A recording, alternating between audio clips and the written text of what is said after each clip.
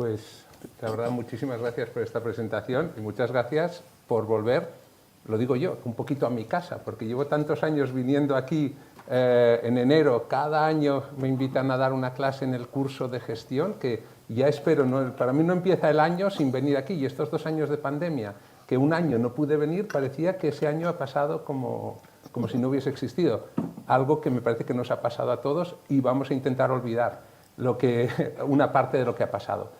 Pero aquí con esto quería empezar.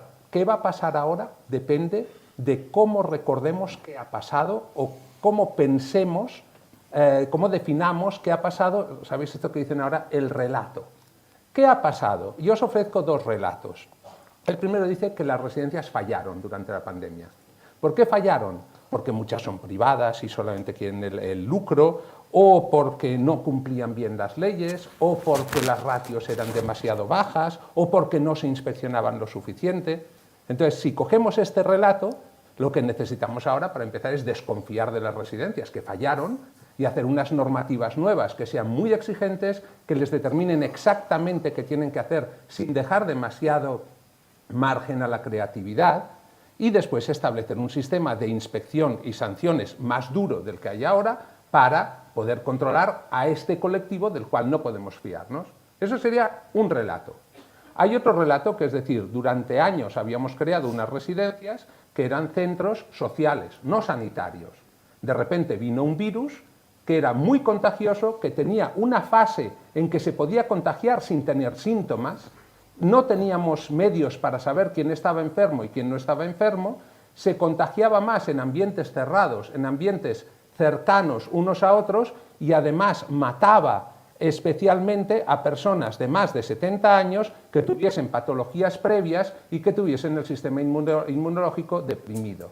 Entonces decimos, hubiésemos tenido el sistema que hubiésemos tenido, una pandemia de esas características entraría en las residencias y mataría en las residencias, que es lo que ha pasado en todo el mundo, con diferentes tipos de residencias, diferentes filosofías, diferentes ratios de personal, diferentes sistemas de inspección y de sanción. Lo que hay en común en todo el mundo, podríamos quitar un momentito Hong Kong al principio y Singapur, pero quitando esas excepciones al principio, entró la pandemia y mató a todo el mundo. Y también sabemos una cosa, en todo el mundo se intentó sectorizar, en todo el mundo se intentó aislar, en todo el mundo se olvidaron, y muchas gracias, se olvidaron de San Camilo, porque se pidió paciencia a quien sufría, en vez de ofrecérsela. Esa frase me la quedo.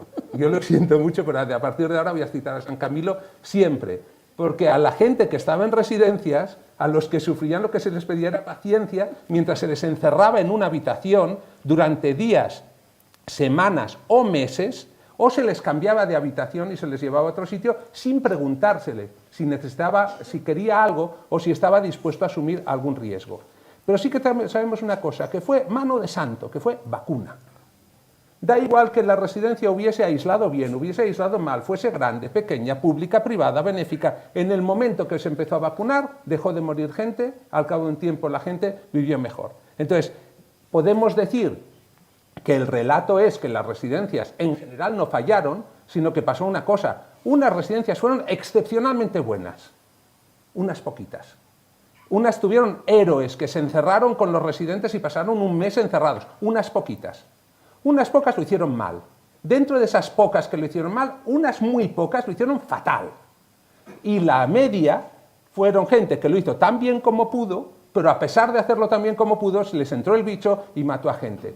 Si ese es el relato, lo que habría que hacer es diferente. Podríamos decir, oye, ¿por qué no nos fiamos de este sector? ¿Por qué no les acompañamos en un cambio? ¿Por qué no recopilamos cosas que ya decíamos antes? Seguimos el camino que teníamos antes y fomentamos la innovación. No que todo el mundo siga una pauta muy rígida, sino que si a alguien se le ocurre algo nuevo, pueda aplicarlo. Todo depende del relato. ¿Con qué relato nos quedamos? El que yo creo es el segundo. El general es el primero. Solamente hay que leer los medios de comunicación, escucharlo, salir a la calle y todo el mundo, casi todo el mundo, está convencido de que las residencias fallaron. No que no falló la normativa, fallaron las residencias. Y a las residencias hay que controlarlas más y hay que perseguirlas. Entonces, ¿Dónde estamos ahora mismo? Estamos en un momento en el que normativamente, al final diría un poco socialmente más, pero normativamente estamos en un momento que con el relato primero que os he dicho, se está empezando a reglamentar desde la desconfianza.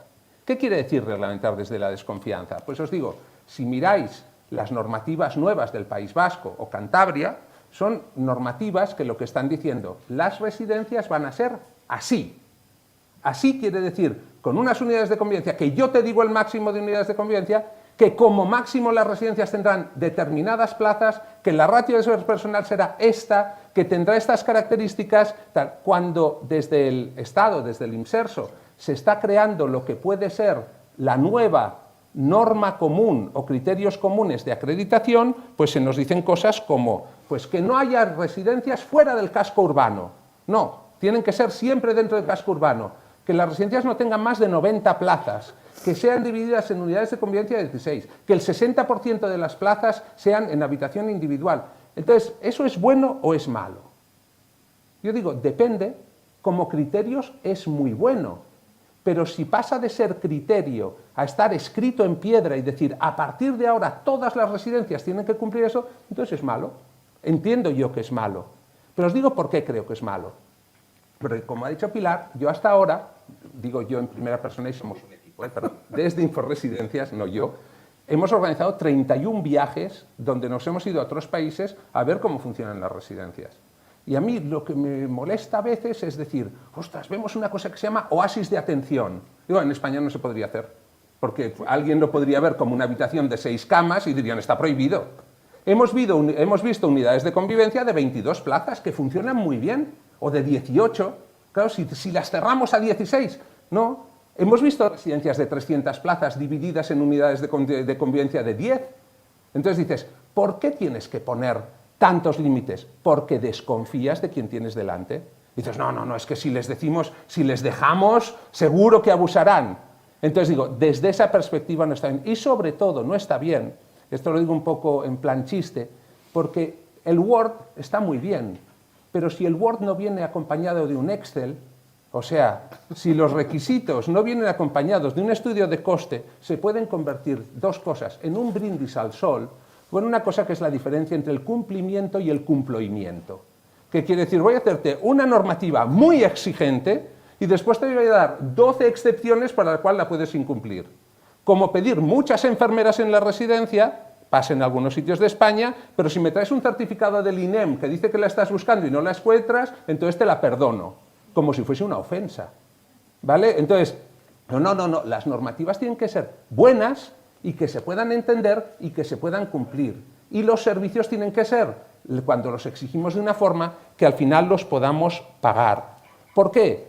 Porque si no hacemos eso, pues vamos mal.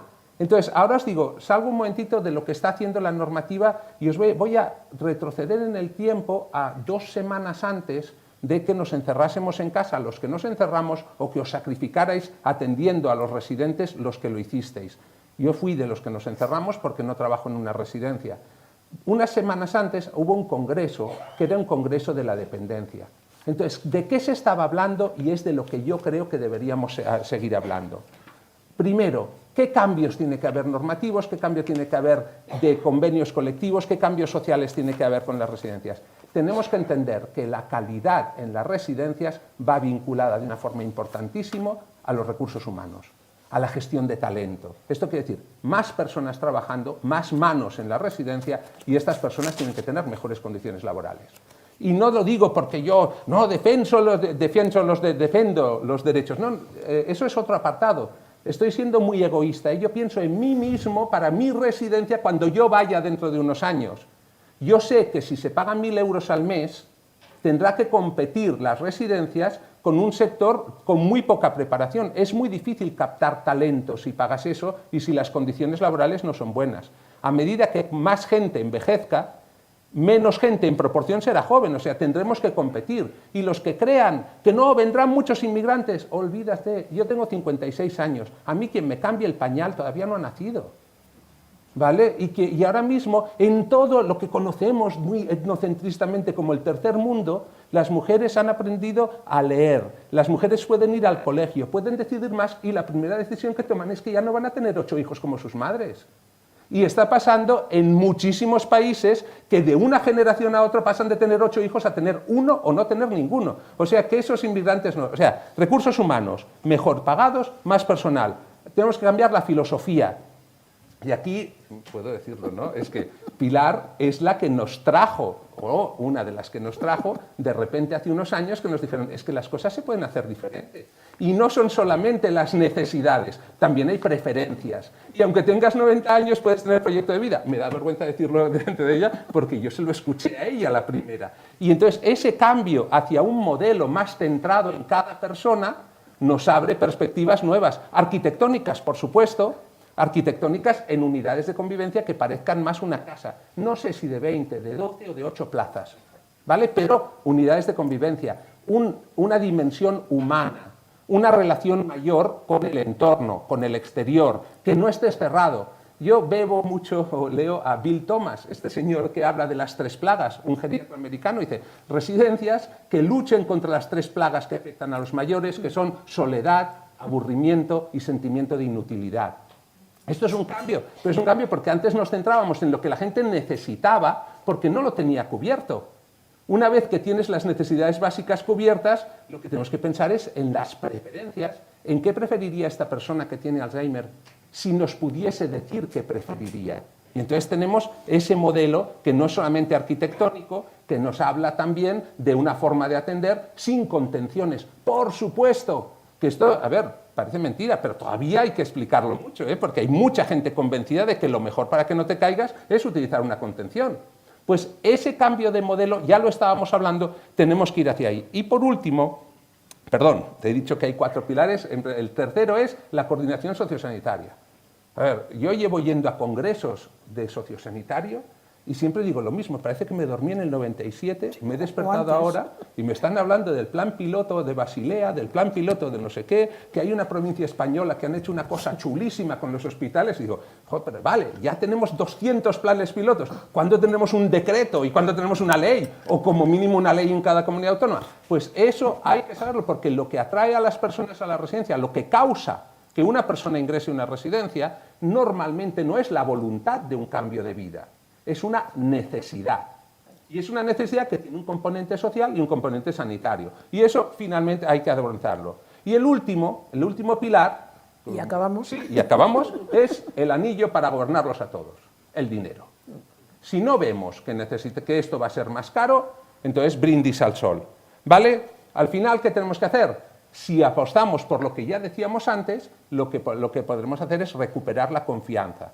Y mientras tanto, lo que hay que apostar es por la transparencia. La gente desconfía de las residencias porque no sabe lo que pasa en las residencias.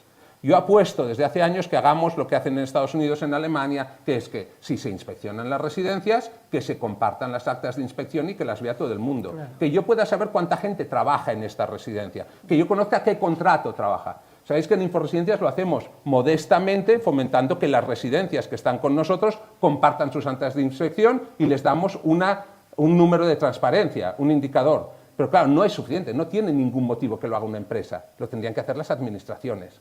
Entonces, si esto se hace, pues al final podemos afrontar otra pandemia cuando llegue, quizá no mejor que ahora, pero sí con gente que viva mejor. Y quizá en la próxima les preguntemos a las personas, ¿qué nivel de riesgo quiere asumir usted? Yo quiero asumir algo a nivel de riesgo, vale, pues vamos a hacer una habitación donde estén los que quieran asumir riesgo, pero preguntándoselo a la gente. Ese puede ser el gran cambio. Quizá mueran exactamente los mismos, pero quizá vivan mejor y mueran de una forma mejor. Y como habíamos dicho, hay muchas formas de morir y hay algunas formas de morir que son mejores que otras. Si conseguimos eso, yo creo que habremos conseguido mucho. Muy bien, muchas gracias.